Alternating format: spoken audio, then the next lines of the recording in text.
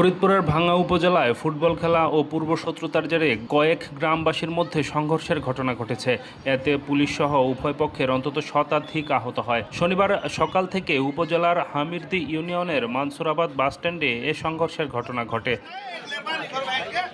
স্থানীয় সূত্রে জানা যায়, কিছুদিন আগে হামিরদী ইউনিয়নের মানসুরাবাদ এলাকার কয়েকজন যুবক ফুটবল খেলার মাইকিং করার সময় পার্শ্ববর্তী খাপুরা গ্রামের কয়েকজন যুবকের সঙ্গে বাগবিতণ্ডায় জড়ায়। এ ঘটনাকে কেন্দ্র করে দীর্ঘদিন ধরে উভয় পক্ষের মধ্যে উত্তেজনা বিরাজ করছিল। শুক্রবার বিকেলে খাপুরা গ্রামের দুই যুবককে মানসুরাবাদ এলাকার কয়েকজন যুবক মারধর করে। এর জেরে খাপুরা গ্রামের লোকজন পাল্টা হামলা চালিয়ে মানসুরাবাদ বাজার কমিটির সভাপতি জিন্নাত মোল্লাকে মারধর করে। পরবর্তীতে সন্ধ্যার দিকে উভয় পক্ষ দেশীয় অস্ত্র, ঢাল, সরকি, রামদা এবং ইট পাটকেল নিয়ে সংঘর্ষে জড়ায়।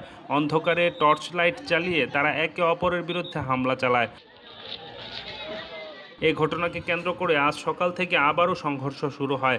এ সময় 4টি গ্রামে এই সংঘর্ষ ছড়িয়ে পড়ে। সংঘর্ষে পুলিশের এক সদস্যসহ শতাধিক গ্রামবাসী আহত হয়েছে বলে এখন পর্যন্ত জানা গেছে।